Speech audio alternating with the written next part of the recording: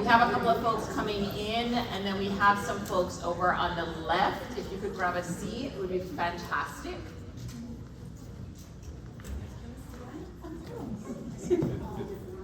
That wasn't a call out. It was just an acknowledgement that we call it. It was on the back.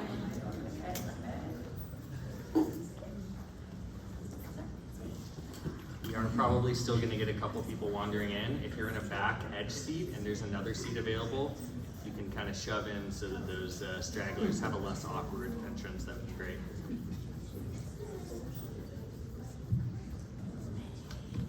Thanks, everybody. I'm going to say this now because we have a long set of activities, and I will forget to say it at the end. I'm just going to start with a thank you to the division members. I think when I knew I was going to become president of the division, I mean, it's a little daunting, but you get a lot of support and training, and you get to work with some really good people. But I really wanted to have the division think about the research and the people that they work with and communities in a little bit of a different way than we thought before. And so there's always, whenever you're asking people to shift a little bit, there's always kind of a pause that you make with like, how is this gonna unfold? And I think just if you've really paid attention to what you've heard, how people have presented, the ideas that they've brought, the care that they've taken with thinking through the design of their research and how they're gonna work with individuals, I felt like it resonated, and that's not just me feeling grateful that it was taken up, but also just a thank you on behalf of all of the participants that you work with and the communities that you share, that it just shows the value of the research to them. And I think it's just gonna inform our community and help us grow in really important and significant ways. So I wanted to say thank you for that, and the ways that you showed up with your minds and the thinking and the thoughtfulness over the last few days. Thank you for that too. That doesn't always happen.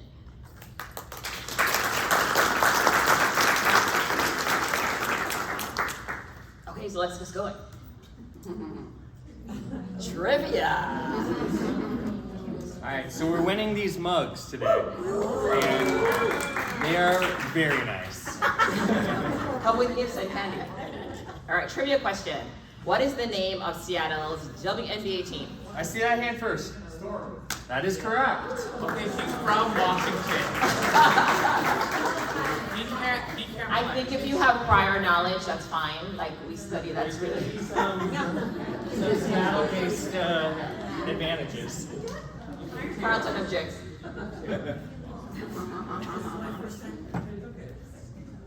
Okay, so if everyone could whip out their phones and take a couple of minutes to pretend you're reading the minutes. And then we'll do an approval. It's deja vu. Oh, don't forget.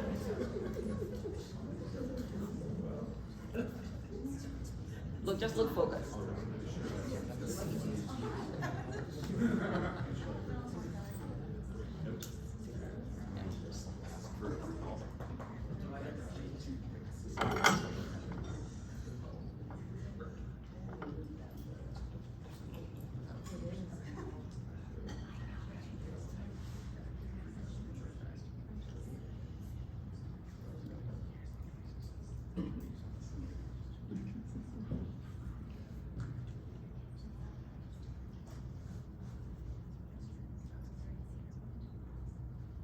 Okay, and I just need an approval, like maybe just an approval if anyone has any comments or questions. Now's the time, you have 2 seconds. Approve, just give me a thumbs up, folks. Fantastic. And when I get 2, that comes for somebody else, so we're moving right along. All approved.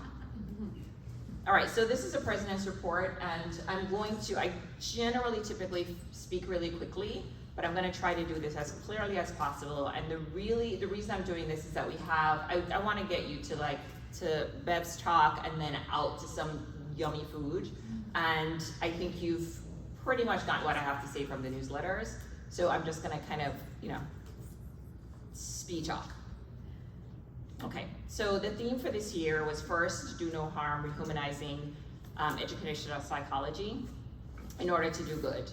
And it was first kind of helping everyone to think what we mean by humanize and rehumanize. And it's kind of reversing some of the damage that psychologists and psychological research has done to marginalized communities, and specifically communities of color over the years, and just being really thoughtful about how we center communities and participants in the work that we're doing in an effort to really show both sides. Not everything is great in any community, but the way that you showcase, you design, you implement your research, and then how you actually present those findings can do unmeasurable harm, and just to get us to really rethink and be thoughtful about how we do that. So how is it operationalized in terms of what Division 15 might actually do? One, in the call, it was an explicit call to really kind of center that in how you designed the research that you were going to put forward and how you described it and presented it in the proposal. And we tried to sensitize reviewers to actually look for that and kind of foreground that in how they were thinking about what they were going to recommend for presentations here. We also had a statement in the Snow Award that the individuals, as they were submitting their packages, to also kind of highlight that in the work that they were doing. And then also in the Pintridge Dissertation Award. So really try to not just have a theme and then just put it aside, but really integrate it into how we were gonna move forward for the year. There's always like a little self-promotion. There's a special issue that's coming out soon. You got a little preview of it on day one of the conference. And so this was a session, and just kind of the journal that is gonna come out is gonna be some really good thinking, hard work, but it's aimed at trying to help us to do this work better. I think there is excitement and interest in doing race-based work. We wanna make sure that we are moving forward in really kind of contributing meaningfully to the community and uplifting those instead of doing further harm. Also, we're always looking for how is it that we can replenish not only those involved in the work that we do from a research perspective, but also ourselves. So how are we thinking about replenishing Division 15? Typically when we think about growing the membership, I'm just gonna say this is my perception. I'm not gonna say this is a brilliant idea or that no one else ever had it. But my thinking is that we usually think about targeting graduate students. We want more graduate students, or we want more early career. We want to diversify in different ways. But before they were graduate students, they were undergraduate students, right? And we have a lot of individuals graduating with education degrees and psychology degrees who have no idea about what educational psychology is.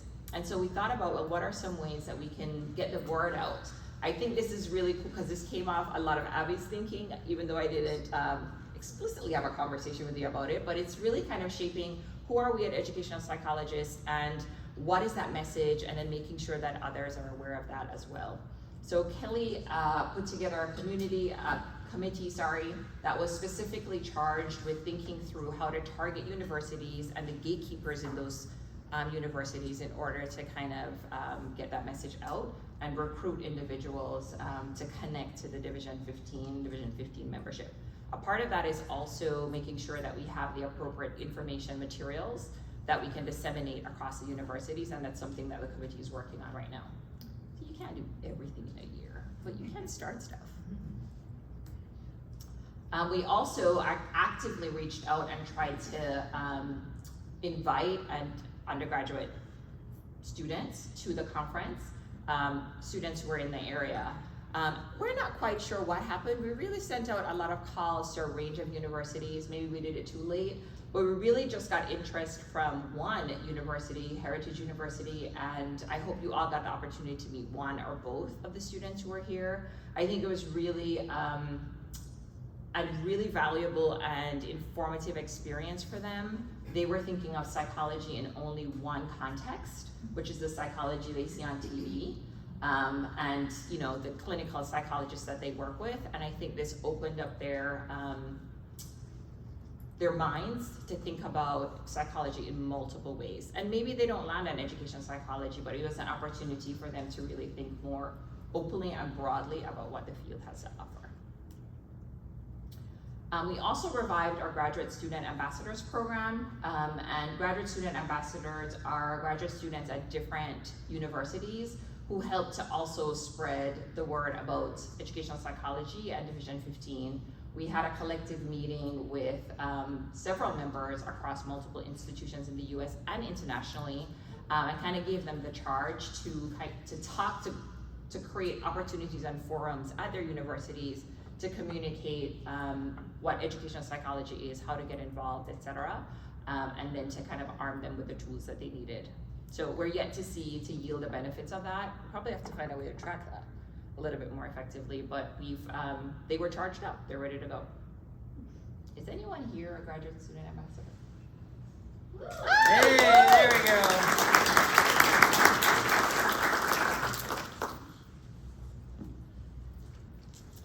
And as of 7 p.m. today,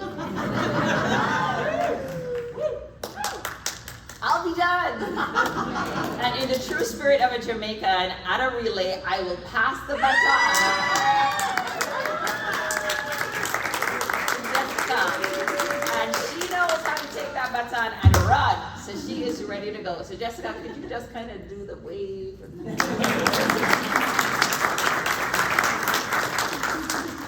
Very, very excited about working with Jessica yet another year and all of the exciting things that she has in store. You're probably thinking why she's not saying anything, but she made me not invite her to say anything. So I just wanted to okay, trivia break. Are you ready? Yes. Put your braids on. Okay, which of the following mammals only occurs naturally in the state of Washington? There's one more slide. Now it's, Oh, are you now sure it's it's not the multiple answer? choice. Oh, wow. Raise your hand. Raise your hand. Oh, right there. Marmot. Marmot. If you did not raise your hand, you're disqualified. No, he raised his hand, and it is correct. It is the Olympic marmot. And that's what it looks like. How appropriate the Olympic marmot. Sharon's like, how do you No cheating. Whistle pick. Which is a good whiskey and another name for Okay, I will now invite Alex to come and give the treasurer's report.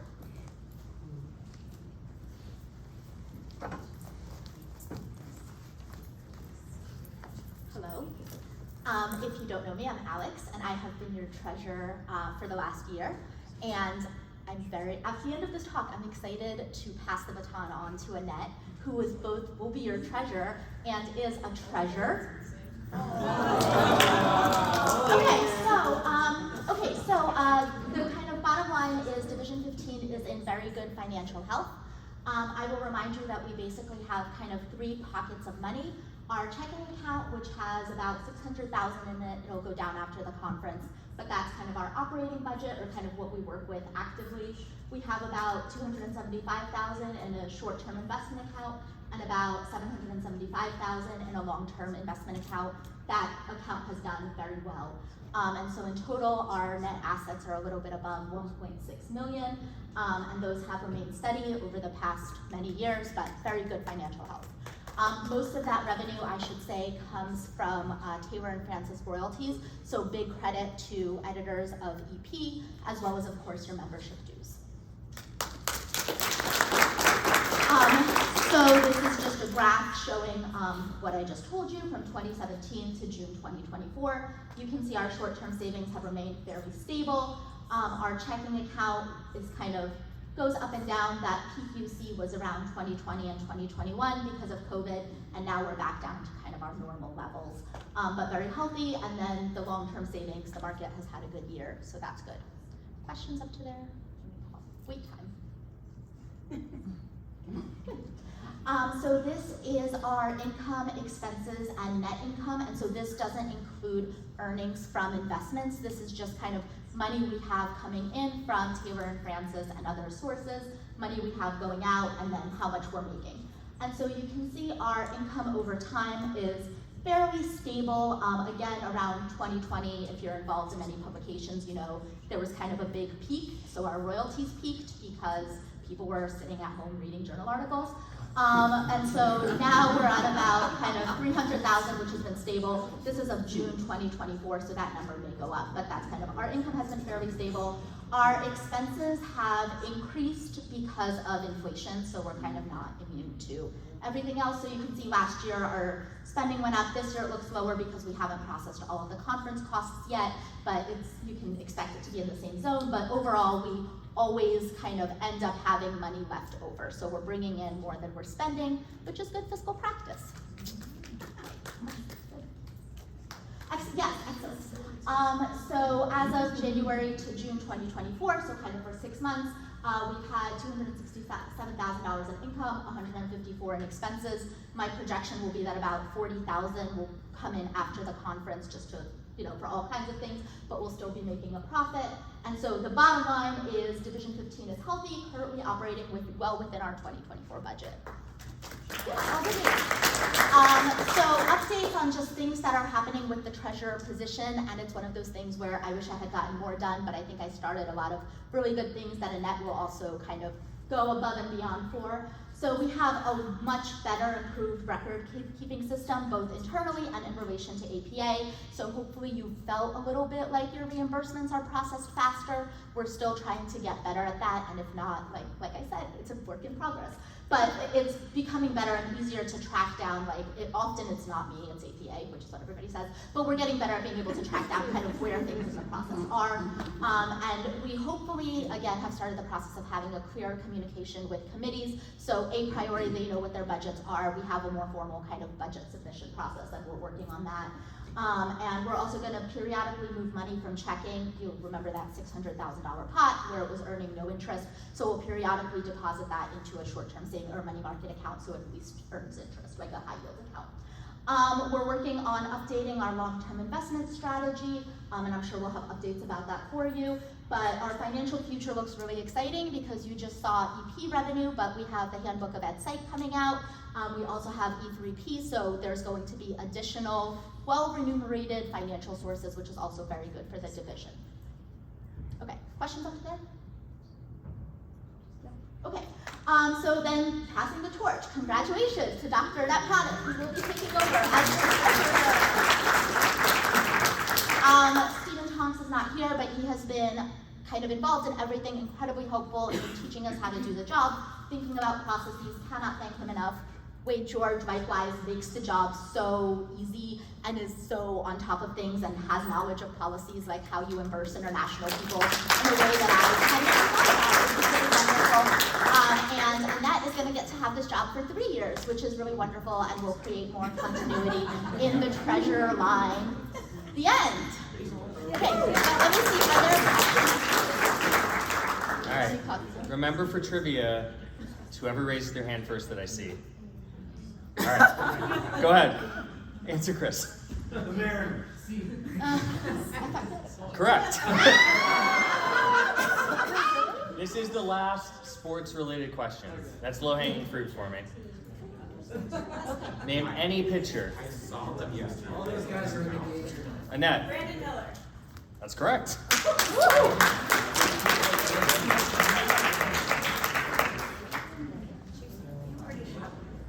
Ask them Caribbean oriented trivia question, like who is the best cricketer or something.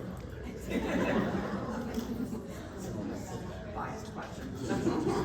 Not Low-hanging fruit for me. not- That's it on sports. That's it on sports. Hockey next time. Come on. Yeah. Wait. Oh, that's cute. Okay, we're gonna have our publications update, and first, yeah, Krista and Jason, come on up.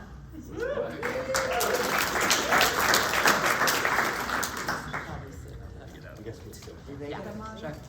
Did we get one? You get them. First, we want to say that it's an honor to be incoming editors of Educational Psychologist. It's a huge task for us. It's the flagship journal of the field, and so this is something that we take very seriously. For our incoming role, we have 3 pillars that we're going to describe to you. Thank you. And the first one, I'm going to pass it over actually to Jason, who's going to describe what that pillar is. Hello, Jason Chen. Oh, there we go. Yeah, so as our part of our editorship, we wanted to come up with 3 pillars that we're building off of. And so pillar 1 is to increase participation of educational psychologists from marginalized groups. So Rifti Kumar and Jessica Dukwe-Gumbi, thank you for that piece last year. You know, it really detailed how like what marginalization looks like, right? It's 3.2% of all articles in EP from 1963 to 2022 come from BIPOC scholars.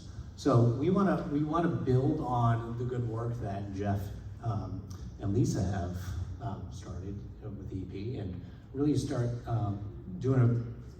expanding that role of including BIPOC scholars on the editorial board and as contributing authors.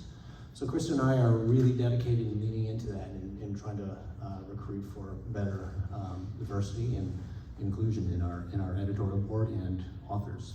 We want to expand theoretical perspectives by considering race-focused, race-reimaged, and anti-colonial approaches. If you've been in Division 15 and you've been hanging out here, you've been hearing a little bit of that. Like there's the Race and Diversity Committee. We're looking at anti-colonial perspectives, and we're really trying to include that also in what we're doing with EP. So, pillar 2, I'll pass it over. No. Sure, you can do that. We can do that. We can pass it on, or you can go forward. We like to share.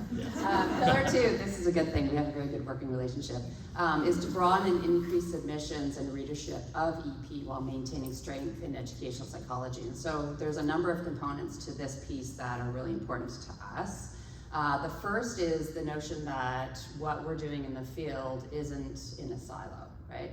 There are others that are doing work that informs educational psychology, and we need to allow our boundaries to open up and to be able to cross-pollinate with other fields and to be able to work with others to inform our own work. So we'd really like to bring in other scholars from other fields that can inform educational psychology, that can inform our theoretical frameworks, and enriching those frameworks by inviting them to be part of the educational psychology family.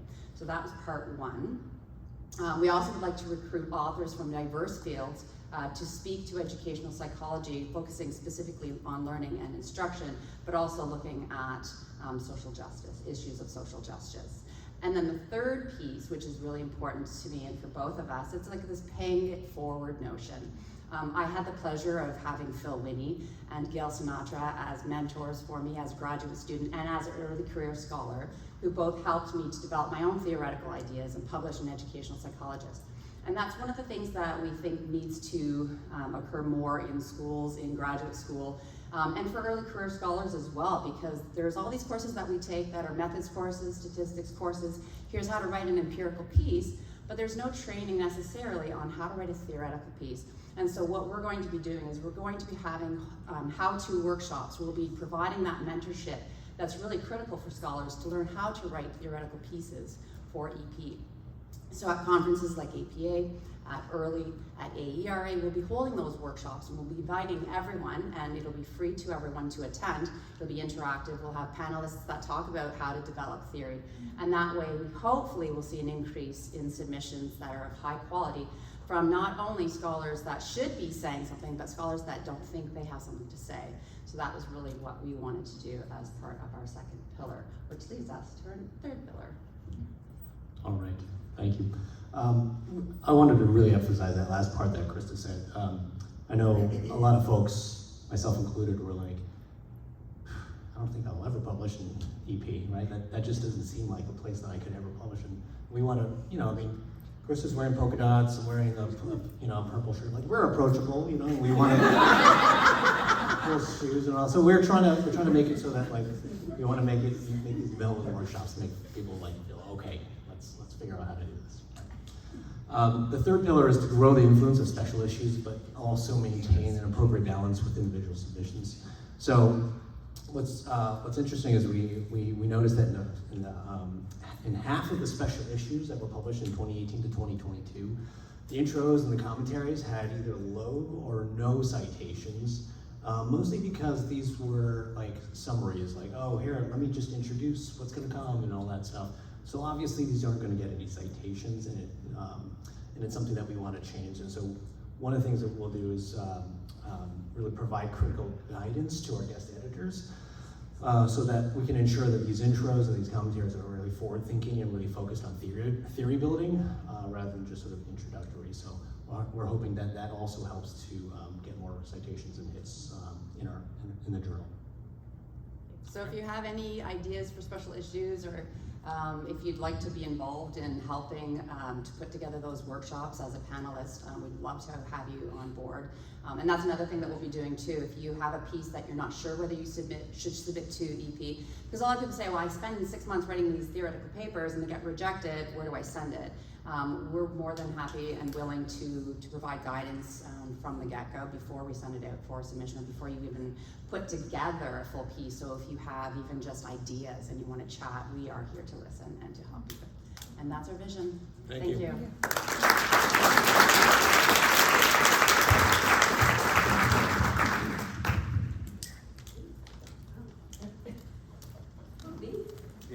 Yes, you? I do want to say one thing as Krista and Jason are transitioning out, to really give a thank you to Jeff and Lisa. Jeff's over there.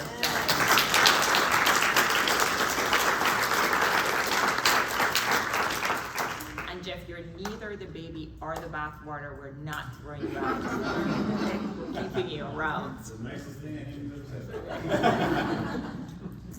Hi everyone, I'm Sharon Nichols, and I am so excited to be here to announce that it is official, that the division has a new journal. Educational Psychology for Policy and Practice. Now there is an emerging debate over whether it is E3P or EP3.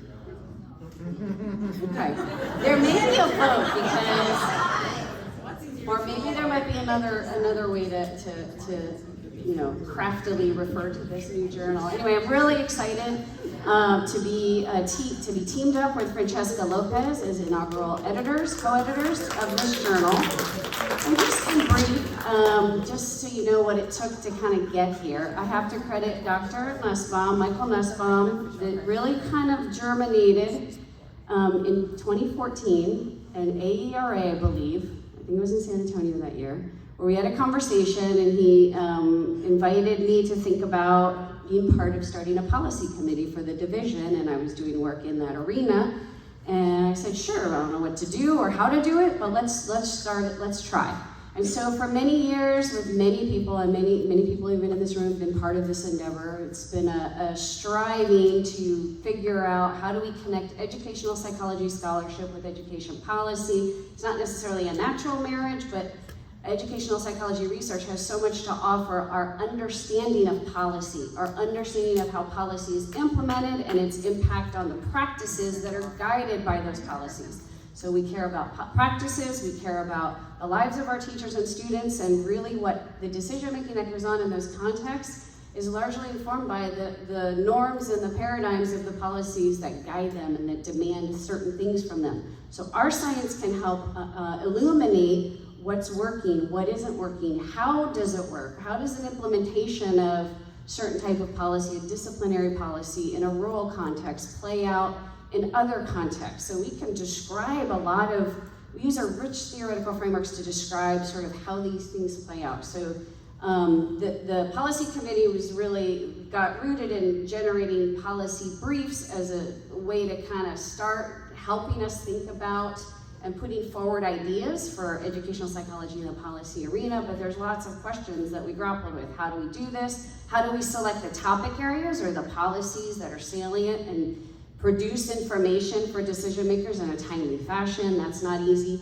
How do we vet the science to make sure the message we're conveying from our science is credible and we can stand behind it and feel comfortable with the things we're recommending? So there's a lot of moving pieces. And of course, if we want to impact policy, do these kinds of briefs or these kinds of ways of conveying our work, we don't get credit for it in our promotion in tenure sort of world. So we need to have ways to get credit for it. So one way is change the promotion and tenure structures, which will be, probably a generational thing. But another way is to create a journal to sort of provide a space to do sort of the the academic work of this work, and to also convey to potential authors this kind of work is valued.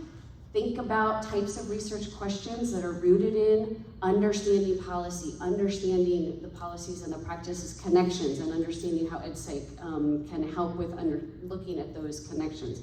And so the journal really sort of evolved from a need or a desire to have sort of an outlet that could be sort of the academic route, and then the idea of the journal is to getting the contract signed took about 5 years. So Francesca and I have been talking on and off. It was a very lengthy process, and I do want to thank Beverly for all your dedication and commitment and persistence in dealing with negotiations. I know the Publications Committee played a role. Avi Kaplan has been a huge support.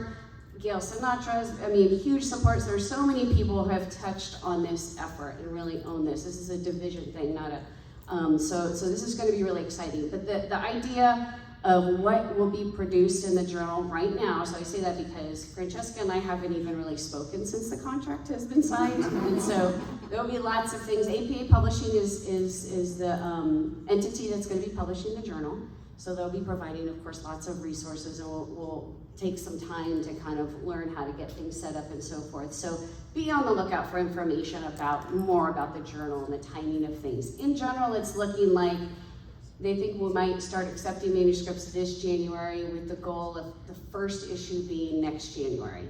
And the goal is maybe 2 a year for some number of years and work up to 4 a year. So we just have to kind of see how it plays out. The contents of the journal generally will be open to both empirical work, but also review work, theoretical work. But they will be distinct from EP, so we'll be clear on the messaging and the directions around all that. And then we might have sections of sort of like how to, like thinking about how to connect with policymakers. How do you write a policy brief? How do you manage wanting to do this work while seeking tenure at your institution? And there might be all kinds of things that we might be able to put in there. So it's really exciting, it's really open, it's kind of a blank slate in a way. So we'll be excited to share more as we learn, and always be looking for input from you all. We hope to include students and early career folks, and so anyway, all to be but we're a lot closer now, so very excited.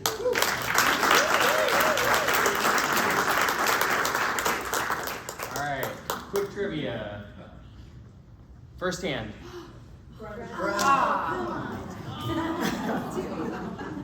Too easy. You didn't even need the option. I didn't think we would. Okay, there's going to be a series of just FYIs. A couple of them I have to say a few words about, but then the next thing we're going to have is the program committee doing their report, so get ready.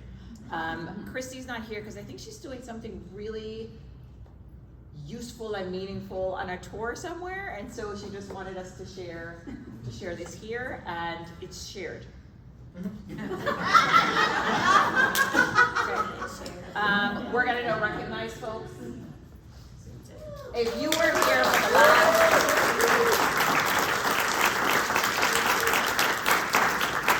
can we just ask them to stand? So if you did not actually hear them speak, you can actually see them and ask them about their research. So Carlton, Phil Winnie, can you just please? Just stand up. It's right here. So when you see them at the social, we'll talk to them about their work.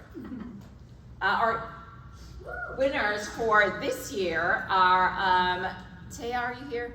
Yes. Woo!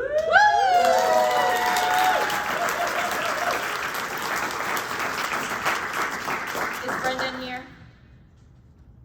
No, but you've seen him. So if you spot him at any of our conferences, tell him congrats. They're all informed. And then Dale Shunk, of course, we know his work, is our Career Achievement Award winner. So come next year so that you can hear them all give their addresses and receive their awards. We have 2 new policy briefs that are out. Generation COVID-19, responding to the pandemic's impact of youth. Please, your QR codes here, they're also on the website. So please go ahead and read them, very informative. Second one, moving beyond neonatal hearing screenings. And additional new practice briefs. you're reading. Next. And then Early Career Research Award grant recipients, Mary DePascal.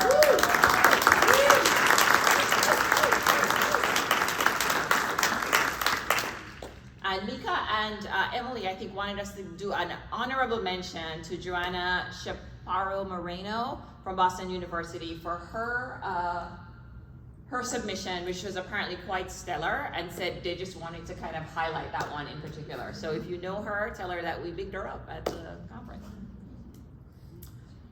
Division 15 policy grant recipients, Jane Vogler, and then a collaborative team, and Gail and Laurel.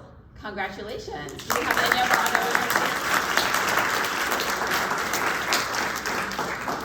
Want to do a little wave? The answer is no. Okay. And 2024 Outstanding Ed Psychologist article.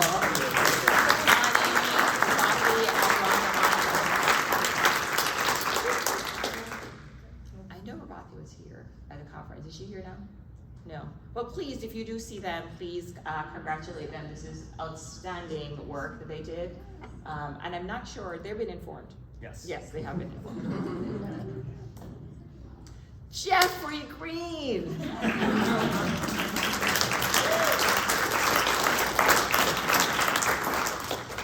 So, podcasts that are done and more on the way. And we have some interesting news about a podcast coming up. We're fleshing out some ideas, so really stay tuned for that. We're just gonna jazz things up, make it a little more exciting and fresh. Look at Jeff, he's like super excited, almost ready to burst. So stay tuned, more information to come. But thank you again, Jeff, for all of your service to Division 15 in the multiple ways.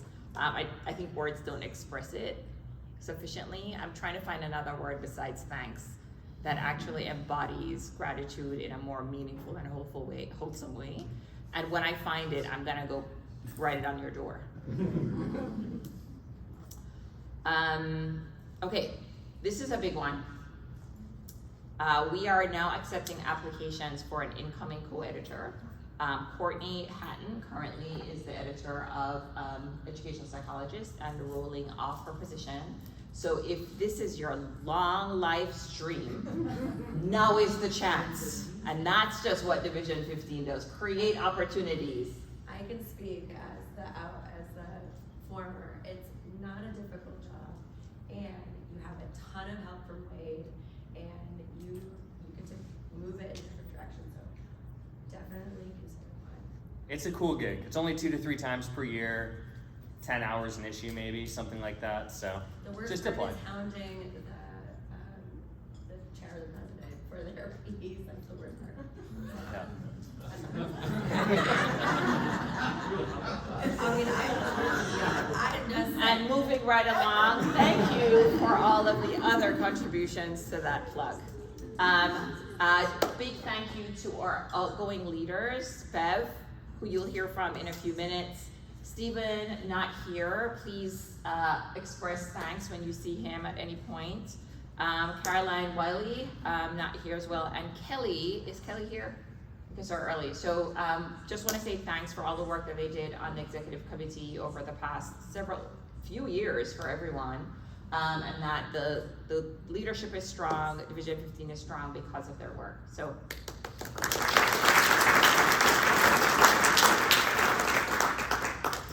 And then we're welcoming Tim Erdan as our new president-elect. Christine, you're here. I saw you. Are you? I think so. Yeah, a hand, a wave? No. Jeff, member at large. Welcome. And just, yeah, the ways that you say, okay, skip it. Y'all know this. Trivia! All right, let's do it quick. Okay. What is the name of the popular Labor Day event held in Seattle, which would celebrate its role in music and art? Bumper suit? Close, not it. You might get a charity mug. All right, go to the, all right, go to the next slide. That's Yes. what you said. I heard Bumber Bum? No. Alright, then you get it. I just.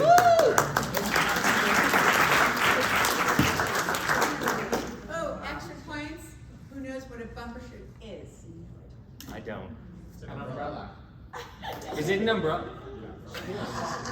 Is it? It is. It's an umbrella? Alright, everybody celebrate with the bumbershoot. Who knew? Alright, Cat and Kat Mike. and Mike, you're up.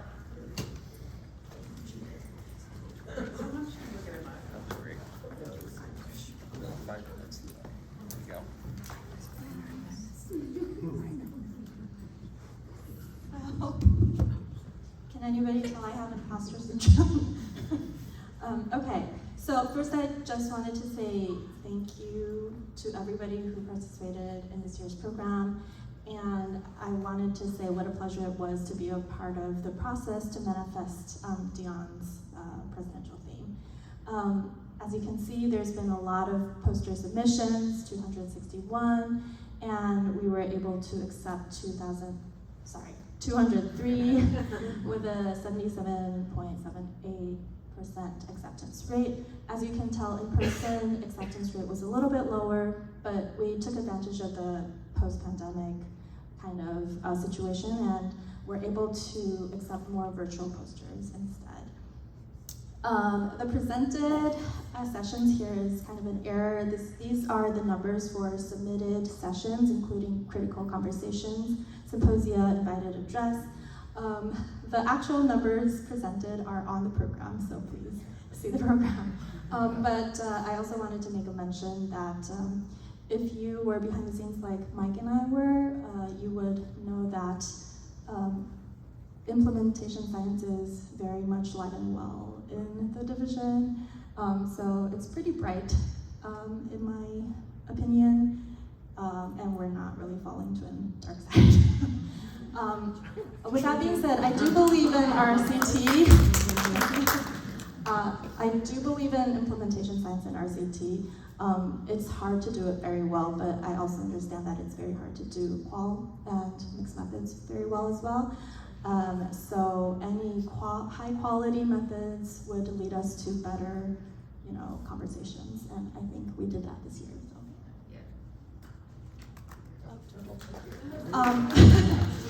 Read them. This is, I think you can find yourself if you were a reviewer of this year's program. Thank you very much. Some of you did it 2 times because there were a lot of submissions. So thank you to our program reviewers. I know you know who you are.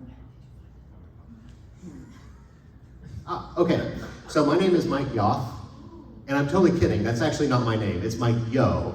But I'm about ready to slaughter some names because I'm going to read them. So my mispronouncing my name is my way to apologize to those whose names I'm going to slaughter here in a second. So I'm so sorry. But we had some outstanding grad student posters, and I just wanted to name the finalists. And if you're here, if you could please stand as I slaughter your name. Sergio Castro, Jeremy Jongdong Pan, Destiny Williams Dobos, Nathaniel Woznicki. Yes. Xing Yi Huan, Qiling Wu, Sadie Kazaki, and Mikhail Balabi, and Al Robiola. Okay, and our winners are, yes, thank you, drum roll. Okay, so Destiny and Sadie, congratulations.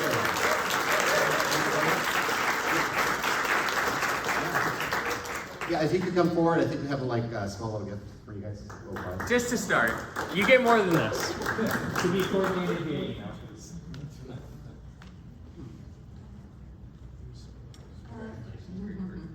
So a few folks have been a part of the judge panel for the Grad Student Poster Award, including Matt Graham. If you would like to stand up, thank you very much for your service. Here you can do a queen wave. Whitney McCoy, are you here? Thank you very much.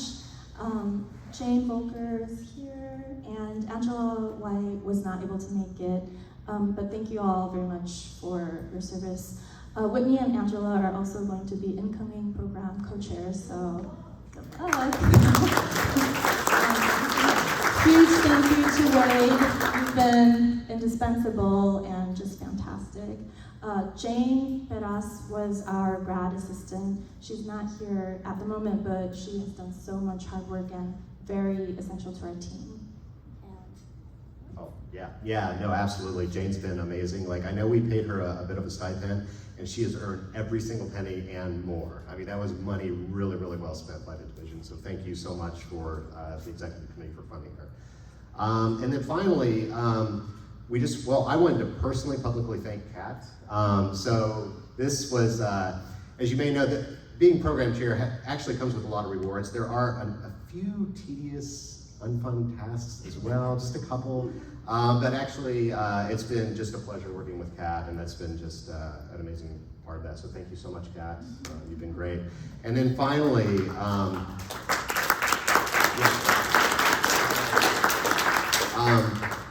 we also want to thank Dion as well. So Dr. Cross. I think when we first learned we'd be doing this, we were both a little bit anxious, and then we realized, well, actually, no, this is easy, because all our job is just trying to put into reality the president's vision.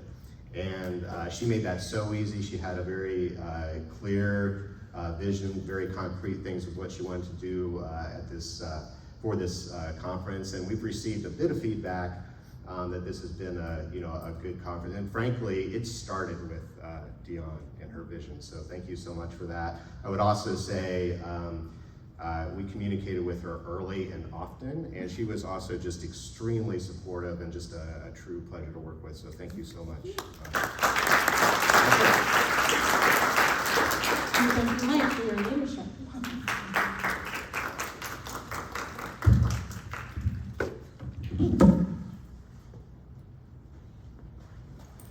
And you all know that it all work, right? So thank you.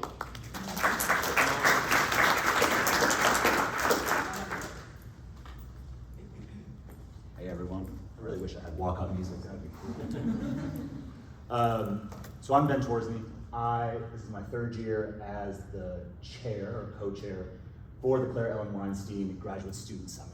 So for those of you that don't know, every year before the conference, we invite graduate students to come in and have an intensive day and a half to 2 day kind of immersive experience in this is what it's like to be a faculty member, or as I'll talk about in just a little bit, kind of changing that up just a touch. But we bring in grad students, they apply, we give them stipends, we feed them, and rent an Airbnb, and it's this informal kind of really nice way of kind of easing them into what they could potentially be doing once they graduate. Students are generally in the dissertation phase, so within a year they'll be done and kind of hopefully with most of us. So that's our crew. It was a great crew. Beautiful weather in Seattle. If you're from the East Coast, the weather is not beautiful, so it's nice to be here. So we were able to have some sessions outside. So what we do is we rent an Airbnb, have all the programming in the living room, have snacks available, drinks available, and it's a really nice experience for everyone. As you can see, there's faculty who you know, grad students who you all will be knowing very shortly, and then the chairs. So these were the committee co-chairs.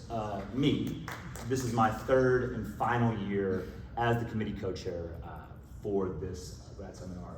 I love this grad seminar. It's wonderful. It's a great way to get to know people. And from what I understand, the students get a lot out of it. One thing that I heard is the students said, "Well, I learned a lot of stuff that I didn't know already." I was like, yes, we win. We win. So taking over next year will be Annette Ponick, who apparently is going to be very busy with this committee and all the other committees that she's on. And Vanessa Von Kula and Allison Kowenka will kind of slide in as the third person. Probably won't be as good because I'll be there. I won't be there, but they'll figure it out. We always have one or two graduate students help us out who was there before, who did it the year before. So I wanted Joey to have his own slide, so Joey gets his own slide, and Joey will be defending. Joey's this close, so he's an almost PhD. And so here are the grad students participants. You can give a round of applause for them.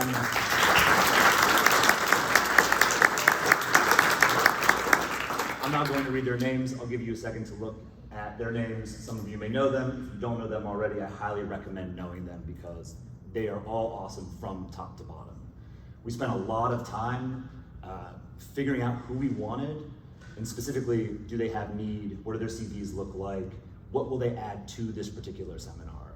So me, Vanessa, and Annette spent a lot of time and thought trying to figure out who we want and who would get the most from this seminar. I mean, by all accounts, they were fantastic. So you may not know them, you may know them, you all should get to know them without a doubt. So here's what we talked about, and this is not an exhaustive list. This is simply some of the recap. Navigating, wrapping up the PhD, navigating the job market. We had a new session, which is collaboration, research, and policy. So we kind of deviated a little bit from heavy academia because that's the way the field is going, right? People are leaving academia, and guess what? There's alternative academic jobs, and so we focused a lot on those alternative academic jobs, with still kind of a focus on what does it mean to be a faculty member at an institution of higher education. Alternative career paths, we had a panel for that, we had a talk for that.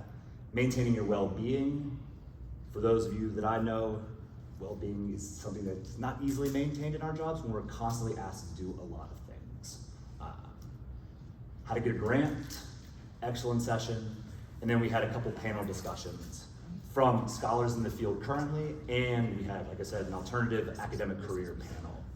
Both panels were excellent. So here's some pictures. So Sharon let the students play with fire.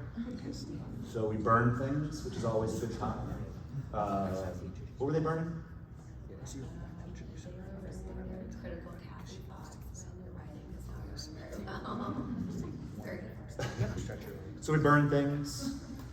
Here's our panel, so you can see.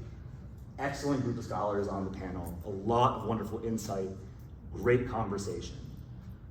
And then here is another picture of kind of talking about the writing process. Yeah, she just got lucky with all the pictures. She just shared apparently. So that's it. The moral of the story: seminar went well. I'm going to be very sad to see. I'm going to be very sad not to be on this committee. I love this. The students were excellent. They learned a lot. Co-chairs and presenters were awesome. 2025 will be even better. So thanks.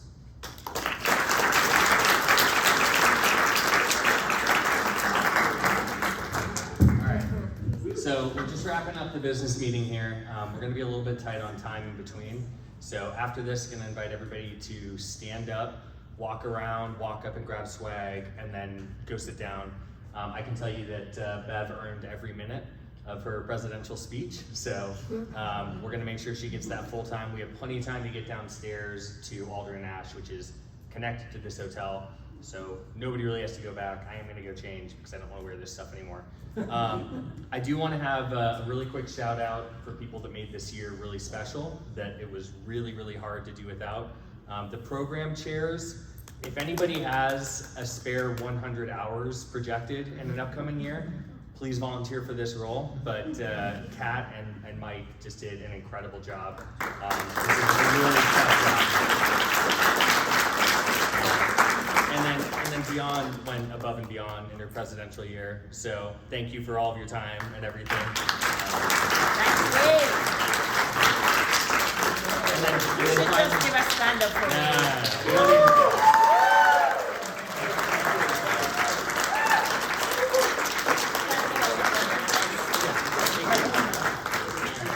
He really keeps the wheels of Division 15 turning, and anyone who has worked on the executive committee knows this for sure. So if you're a member, you know just the wagon alone and bringing the treats, but just all of the, like, he is the historian and the executive director and everything for Division 15. And those people oftentimes don't get recognized. So I wanted to especially say that, even though I know it's really embarrassing for me to do this, that gives me a little bit of pleasure, so. All right, thank you. And then finally, just Alex is rotating off that treasurer role, and that is a really big role. It takes a lot of time, and it's not really tied to any value add for her personally. It's not like she's doing research somehow. So just thank her somehow, buy her a drink at Alder and Ash. She's fantastic, and then commiserate for her. All right, so enjoy Bev's remarks in a moment here. We're gonna take 1-2 minutes to get set up. Please just get back to your seats really quickly, and then again, join us downstairs. We have 2 drinks per person budgeted. So, this is here, Is it here? It's downstairs, it's attached, but not technically. Presidential address. Presidential address is right here, yep. Awesome, you have all your tips. No, you're fine. You're rushing on you. I knew that was gonna be tight in the slides across a few minutes. But Dale did a good job, so we should go fast.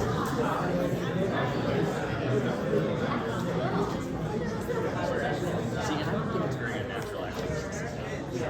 Everyone did a good job. All you have to do is